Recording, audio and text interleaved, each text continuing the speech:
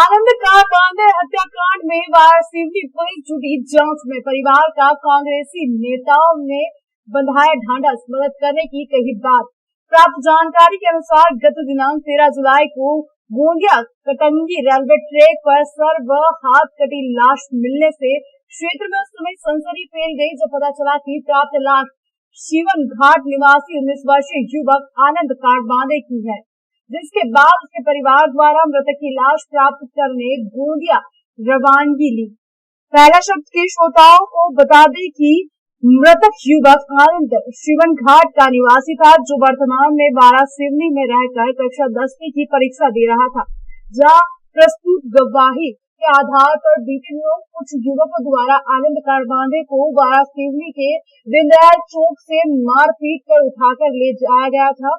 समूचे घटना के संबंध में मृतक की बहन मनीषा डोंगरे ने बताया कि मुझे ग्राम के ही युवक शिवानंद जेतवार का फोन आया था, जहां उसके द्वारा मुझे जानकारी दी गई थी कि भाई आनंद का उसे फोन आया था, जहां उसने मुझे बचा लो मामा जी जैसे शब्दों का उपयोग करते हुए कहा था कि मैंने कुछ नहीं किया है, ये लोग मुझे मार डालेंगे। इसके बाद शिवानंद जेतवारा द्वारा मुझे आए हुए फोन नंबर की डिटेल दे दी है, जहां मेरे द्वारा फोन लगाने पर देवेंद्र जेतवार नामक व्यक्ति से मेरी बात हुई, जहां उसके द्वारा मुझे बताया गया कि तेरे भाई को वारासिवनी से उठाकर हमने घर लाए थे, जिसके बाद 2 से 4 थप्पड़ मारकर उसे रात लगभग 12 बजे गोंदिया छोड़ दिया गया है।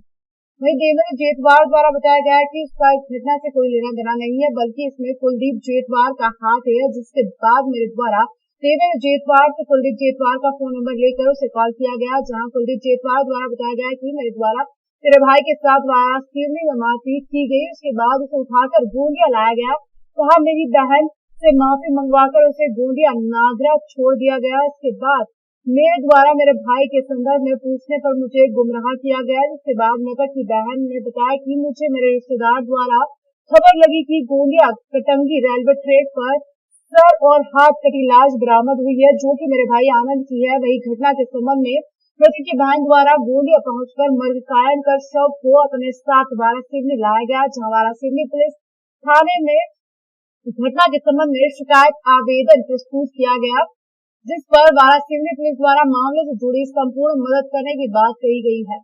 वही मृतक की बहन मनीषा डोंगरे द्वारा आरंभा निवासी दोनों युवक देवेंद्र जेतवार और कुलदीप जेतवार पर अपने भाई की हत्या करने के आरोप लगाए हैं, जहां बहन मनीषा ने पुलिस से मांग की है कि संबंधित मामले में जल्द से जल्द जांच कर दोनों ही युवकों को कड़ी से कड़ी सजा सुनाई जाए।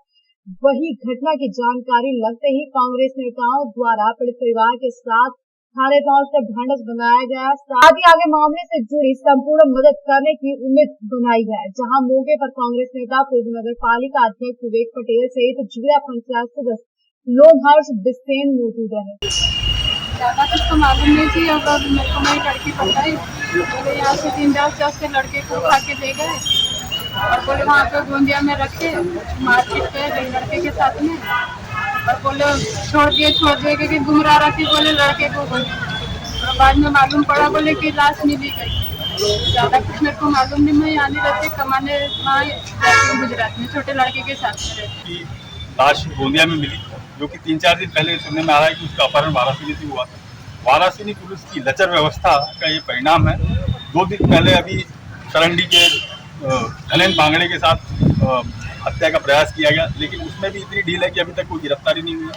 और अनुसूचित जाति और जनजाति के लोगों पर अभी नेवर गांव में अनुसूचित जनजाति की बालिका 8 साल की बालिका का नाबालिग बालिका का बलात्कार हुआ, उस मामले में भी क्या कहते हैं पुलिस कोई जवाबदारी नहीं ले रही है। और अभी जो परसों सरंडी का मामला था वो भी अनुसूचित जाति का मामला है, और ये भी एक मामला अपहरण का है।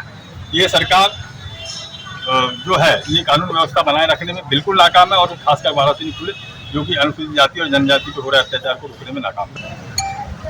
ये जो मामला दिख रहा है तो साफ जाहिर करता है कि अपराधी बेखौफ हो चुके हैं, कानून व्यवस्था हो चुकी है, तो उसके कारण ऐसी घटनाओं को अंजाम देने का काम अपराधी कर रहे हैं। लड़का जैसे जानकारी अभी लगी कि 11 तारीख को यहाँ से अपहरण होकर के उसको ले जाया गया, गोंदिया में उसकी पटरी पर लाश मिली, जब वो कल ही मैंने पढ़ा कि खैलानी थाना में आता है हमारा शिवनघाट, खैलानी पुलिस ने उनकी रिपोर्ट दर्ज नहीं की, तब वो यहाँ आए। यहाँ हमारी जानकारी लगी तब अपन लोग यहाँ आए। ये तो अभी धंधा लेने के कहा कि डायरी गोंदिया से आएगी, उसके बाद अपन उस पर कार्रवाई करेंगे। लेकिन इस तरह से ये समझ में आ रही बात कि यदि इसी तरह से रहेगा तो अपराधियों के अपराध बढ़ते रहेंगे और लोग तारीफ होते रहेंगे। हम सब लोग कांग्रेस कार्यालय में बैठ के हमारी मीटिंग चल रही थी, और एक पीड़ित महिला का फोन आया कि यार मेरे बच्चे की हत्या हो गई। हम समस्त पूरे कार्यकर्ता हमारे कांग्रेस के आने पहुंचे और ऐसी बात की, क्योंकि मामला हमारे क्षेत्र का शिवनघाट की गरीब महिला उसके पति में वो अपने छोटे बच्चे के साथ सूरत में रहती है। उसका बड़ा बेटा 10th पास करके वाराणसी में फौज की तैयारी पर यहीं रहता था वाराणसी में। 11 तारीख से उसका अपहरण करके कल 7 जानते थे कि उसकी हत्या कर दी गोंदिया में। तो उसी की शिकायत लेके आए थे हम कि हत्या कैसे हुई, उसका पता लगाएं और जो दोषी हैं जिसने उस बच्चे को हत्या की, अपहरण किया, उसको पकड़ा जाए। तो उन्होंने पीआई से बात हुई, एसपी से बात हुई, उन्होंने कहा था चूंकि घटना दुनिया में घटी है तो पहले वहाँ कार्रवाई होगी और जब डायरी यहाँ आएगी हम पूरा सहयोग करेंगे। हम जब हमें आश्वासन दिया है एसपी और टीआई ने पूरा सहयोग करेंगे। यदि सहयोग नहीं मिला, हत्यारे सामने ना आए तो लगातार हम चाहते हैं हमारे क्षेत्र का माहौल शांति में रहे। इस तरह घटना होना, अपहरण होना, उसका हत्या होना, छोटे बच्चे की हत्या होना बहुत दुखदायी घटना है और हमारी कुछ संवेदना, हमारी पीड़ा उस परिवार के साथ है। हमारी पर कांग्रेस परिवार खड़ा है। यदि बहुत जल्दी यदि अपराधी सामने नहीं आया तो हम इसके खिलाफ जब तक होगा जैसा होगा हम राय करेंगे। हम चाहेंगे उस महिला को न्याय मिले और हत्यारा सामने आए और इस टाइप घटना की पुनरावृत्ति हमारे वाराणसी में क्षेत्र में ना हो। क्या लगता है आपको? लगातार जिस तरह से बालाघाट जिले में नाबालिग युवक का अपहरण कर और दुष्कर्म के मामले से काफी सर वो रिलेटिव लगते हैं जयद्वार के, शिवानंद जयद्वार के। फिर उनसे बात की तो फिर उन्होंने बोले सर कि तेरे भाई को हम लोग वहाँ से वाराणसी से उठाकर लेकर गए क्योंकि उसने गलत हरकत देखी। क्या गलत हरकत? ये मुझे नहीं पता, उन्होंने इतना नहीं बताया मुझे। लेकिन फिर मैंने सर वो जिसका नंबर लाई थी उसको कॉल की, देवेंद्र जयद्वार से। सर उससे मैंने बात की तो उसने मुझे बताया कि तेरे भाई को हम लोगों ने वाराणसी से उठाए और फिर यहाँ पर लाए। कहाँ से उठाए? वाराणसी से दीनदयाल चौक से उठाए और यहाँ पर लेकर आए और उसको 2-4 झापड़ मारे और फिर उसने बताया नहीं सर कि हमने किस संदर्भ में मारे इसको। और फिर सर उन्होंने मुझे बताया कि हमने तेरे भाई को रात को कटंगी नागरा में छोड़ दिए हैं। फिर सर मैंने उसको कॉल करने की बहुत कोशिश की कि आपने कहाँ छोड़े, किस हालत में छोड़े, क्यों छोड़े ऐसा। फिर सर उन्होंने मुझे कुछ नहीं बताया। तो मैंने उनसे बोली कि जो लड़का इसको खास लेकर गया है उसका नंबर, तो सर उसने मुझे कुलदीप नाम किस शख्स का नंबर दिया। फिर सर मैंने उससे बात की तो उसने सब कुछ कबूल किया कि हाँ मैंने इसको वाराणसी से मारपीट करके उठाकर लेकर गया, गोंदिया में इससे मारपीट की। फिर इसके बाद मैंने इसकी अपनी बहन से माफ़ी मंगवाई क्योंकि मेरे बहन से चैटिंग करता था। और फिर सर मैंने उनको बोली कि भैया मेरा भाई तो अभी तक घर पे भी नहीं आया, अपने रूम पे वाराणसी भी नहीं गया। और मैं सर उनको बोली कि भैया आपने कुछ गलत किए हो, मारपीट करके फेंक दिए हो कहीं पर तो हमको बता दो, हम लाश उठाकर लाने को भी तैयार है।